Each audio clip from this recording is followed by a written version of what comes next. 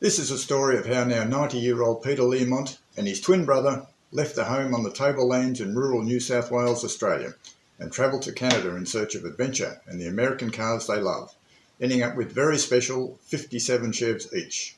So over to you, Peter. Well, Jeff, this is my baby. I came off the citrus orchard. We worked so hard. We had 12 acres of citrus fruit. We'd unpack all this. We'd get cases of oranges, mandarins, lemons, stack them on the side of the road, 60 or 80 cases. And then the carrier would take them into the packing house. You had to belong to the packing house to put them in a box to take them to the market. And 3 weeks or 4 months later, Mum and Dad would get a bill for dumping them at sea. And we worked so hard. They were the most beautiful lemons, oranges, mandarins, grapefruit. Anyway, my twin brother and I, for somehow or other, we got a look at the Saturday Evening Post. And we just loved looking at this Saturday Evening Post. So we used to go in to the barber's shop and sit in the waiting room where they had these magazines. And we just look at these cars in the Saturday Evening Post. And I said to my twin brother, I'm going to America. And he said, I'm coming with you. But we'd always had jobs and we chopped the wood for the hospital after school and so forth, and we'd saved up a few bucks. Anyway, we told our parents that we were going to go to America, and they helped us a bit. Anyway, when we got on the ship, to go through the Suez Canal,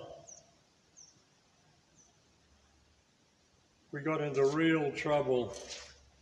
We didn't want to go to England, but unfortunately the only way to get to Canada was via England. So when we got in the Suez Canal, there was some terrible interruptions, and we were stranded in England, and the ship that we were booked on to go from England to Canada was cancelled, so they decided to send us with Scandinavian Airways.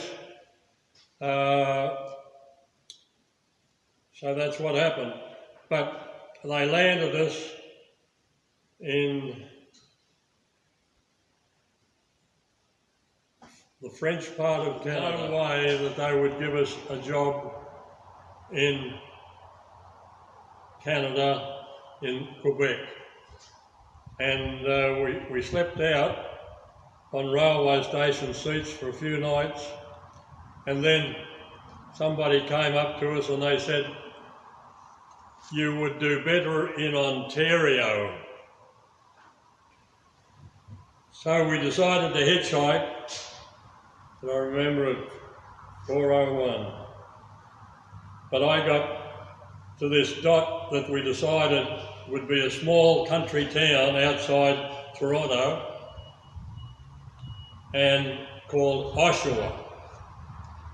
So I got to Oshawa 2 days, and I slept out for 2 nights, and I went to the post office, and there was a message there for me from Don. He'd already rented an apartment that was below ground level for peanuts. He had a job lined up in a drugstore, and he had a job lined up for me,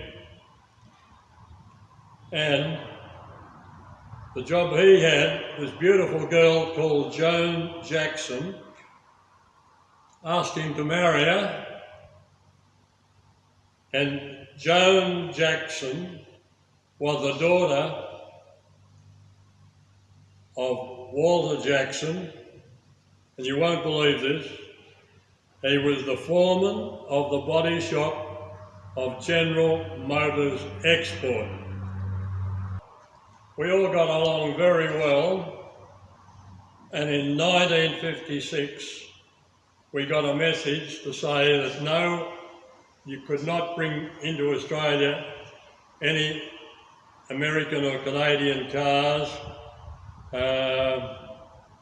because of some sort of strife with imports. So my twin brother, who was working with Joan Jackson, that's Walter Jackson's daughter, she asked him to marry her, and he married her, and in 1956 Walter Jackson put through the factory in Oshawa with only made cars for export, and in 1956, when he knew that his daughter wanted to marry my twin brother, he put through in 1956 two 1957 Bel Air hardtop, 2-door and 4-door Chevrolets. This was the Bel Air 4-door pillarless, and he put them through the paint shop twice and put heavy shocks and springs on them and put white wall tyres on them, and we drove them off the factory floor, in Oshawa, drove them all the way to, we had to cross the Brooklyn Wharf, Brooklyn Bridge to get into the Brooklyn Harbour where they were to be shipped from. And you think it's tough going across the Sydney Harbour Bridge, you try driving across the Brooklyn Bridge. I've had nightmares ever since, but we didn't bend them. Anyway, we got them shipped back to Australia, and it was impossible in Australia to buy anything from an English car, and here we are on a citrus orchard with only a horse, not even a cart, a horse and a slide. We used to cart all the fruit down to the side of the road and in boxes and send them to the markets. But the most wonderful thing, I think, in the world was when we got in those two cars, 4-door Bel Air hardtop Chevrolet, drove them to Brooklyn Wharf. If you think Sydney's bad, you try New York. And we put them on the wharf after going across the Brooklyn Bridge, and we got them back to Australia without a scratch.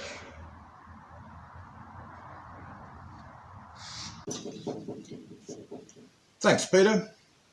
Peter told us late in the video that they didn't bend them, which was common slang in Australia in the 60s and 70s for having an accident, or as you say in America, a wreck. We also used to call it having a prang. Not sure what you call it in Canada. Is wreck right through North America? Please feel free to leave a comment, and I'd love to know where you're from. If you think friends would like to see this video, I've put a link in the video description, or you can use the share button. This is part 1 on Peter and his 57 Chev. If you'd like to see part 2, click on the subscribe button, and thanks for watching.